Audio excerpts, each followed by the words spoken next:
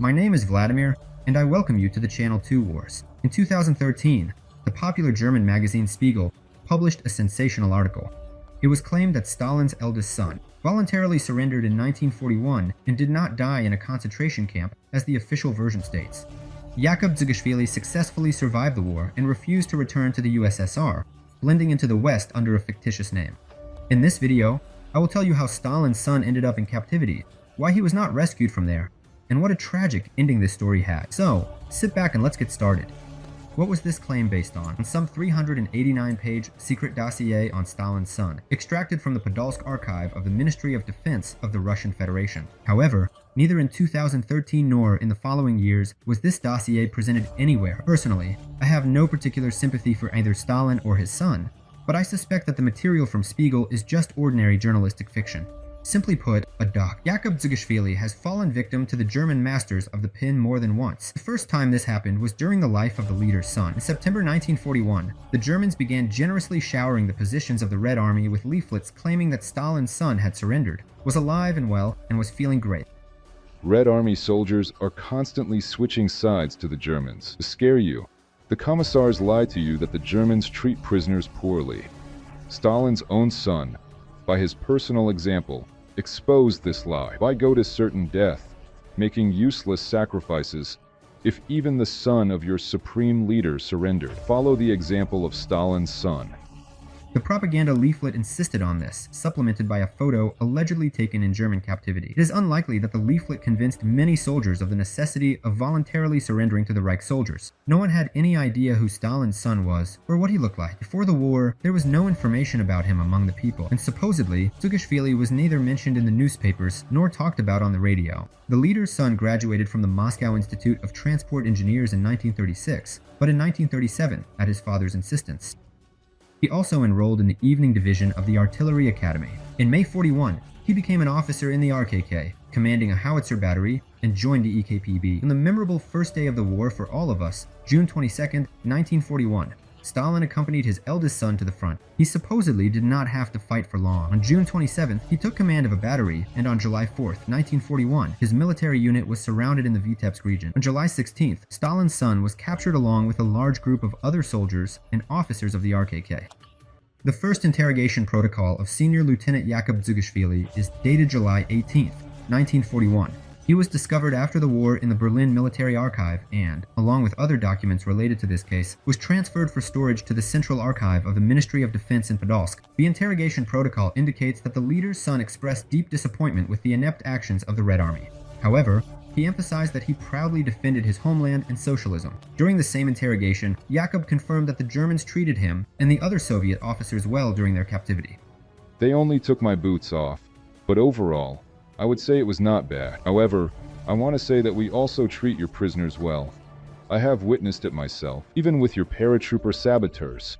Subsequently, the leader's son continued to demonstrate strength of character, refusing to cooperate with the Germans and never making insulting remarks about the political system of the USSR. Zugashvili was sent to Germany, but no special conditions for his detention were arranged.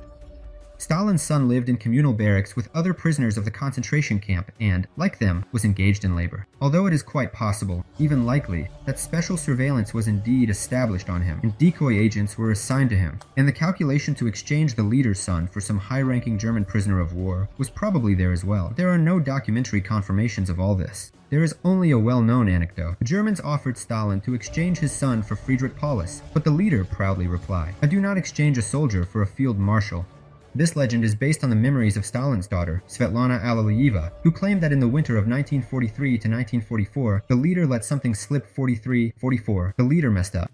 The Germans offered to exchange Yasha for someone of theirs. I didn't want to haggle. In war, as in war. By that time, Yakov was already long dead. During 1 year and 9 months of captivity, Yakov Zugashvili was in several concentration camps, starting in Hamelburg, Bavaria. It was a camp for captured Soviet officers, where they were held in decent conditions and were attempted to be coaxed into cooperating with the Nazi regime. Later, along with other unyielding prisoners, Yakov was transferred to Lübeck in northern Germany. After that, to the infamous Sachsenhausen camp. This grim place for forced labor became his final resting place. According to reports, the leader's son behaved extremely withdrawn, did not communicate with anyone, was rude and depressed, yet he maintained a proud and courageous demeanor. In addition to Soviet prisoners of war, British prisoners were also held in the third block of Zone A of Sachsenhausen. Among them was a relative of Churchill, Thomas Cushing. Also sitting there was Molotov's false nephew, Vasily Kokorn. And before I tell you about the tragic end of Stalin's son, I ask you to subscribe to my channel and like this video. All of this will greatly help its promotion.